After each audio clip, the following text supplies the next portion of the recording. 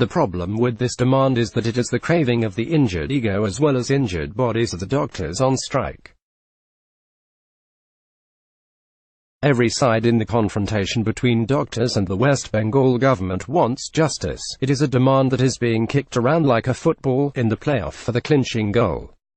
Meanwhile, the ill, injured and incapacitated proletariat who need the low-cost or cashless services of the public health system have been converted into spectators, desperately hoping that a solution will be found.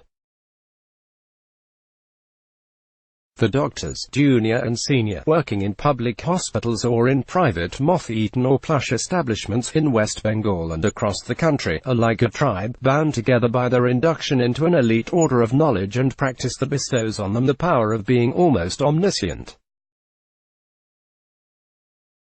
The regularity with which emotionally hyper-patient parties violently confront staff, nurses and doctors across the country does not make what happened in West Bengal a singular instance of violence. Nor does it make what happened at Nil Ratan Circle Hospital excusable or defensible in any way. What makes the situation singular is, however, the fusing of politically generated violence in general in West Bengal with the violence against a tribal order, namely doctors. What makes it intriguing is that there is at the same time the cross-country, far bigger and better orchestrated, tribal mobilization against the injustice to the brethren in specifically Kolkata and only by reluctant extension, the rest of West Bengal. What is different is that the protests are not against coercion tactics of the state, armed with absolute authority, against agitating doctors. West Bengal, unlike other state, has not as yet invoked ESMA, Essential Services Maintenance Act, followed by arrests or deregistration or other lawfully permissible measures to break the protest. The two advisories issued by the Union Home Ministry on Saturday point to the link between spiraling political violence under Mamata Banerjee's watch and the expansion of this violence into other spaces, namely hospitals and a specific class of persons, that is, doctors. The violence, the degree of injury and the identity of the organized mob that attacked the junior doctors and caused serious injury was already linked in the articulation of political support for the doctors on strike. Dilip Ghosh, state party chief of the Bharatiya Janata Party, said, "Providing security to the doctors is the responsibility of the chief minister of any state. Mamata Banerjee is not controlling or arresting the anti-social elements because they are her voters." Other voices, including a not-so-junior, already employed, doctor working in a different healthcare facility in Kolkata, spread outrage about the attack, criticizing and comparing the chief minister's actions in other situations, the CBI raid against the police commissioner, her largest community club's AL, to her reaction to the NRS incident. Disentangling the jumble of facts, interests and issues is complicated by the new dynamics that the agitation has revealed as the likely trajectory of politics and activism in West Bengal. The war cry of the activists in the state is very similar to the war cry of doctors in Delhi, "Save the Saviors."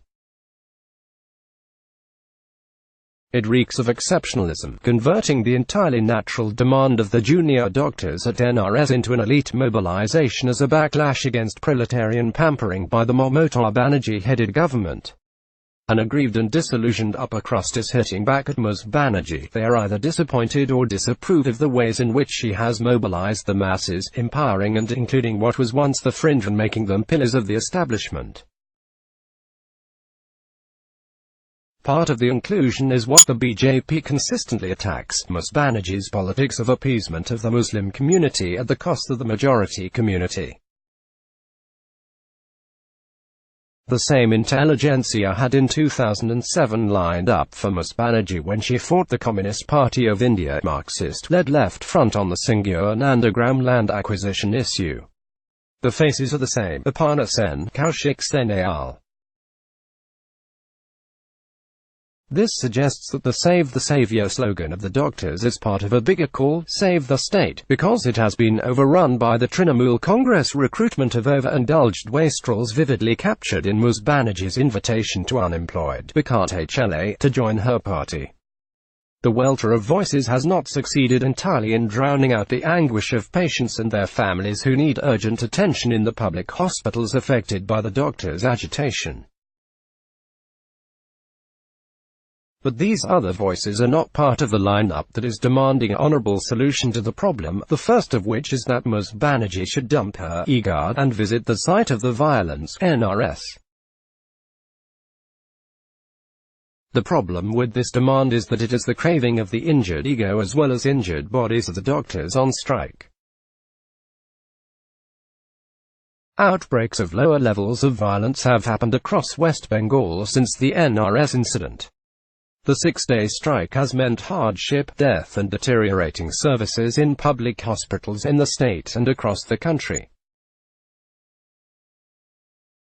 A day or two into the strike, the insistence of the doctors and those standing in support with them that the government, meaning Ms. Banerjee, should meet them at the specified location was forgivable.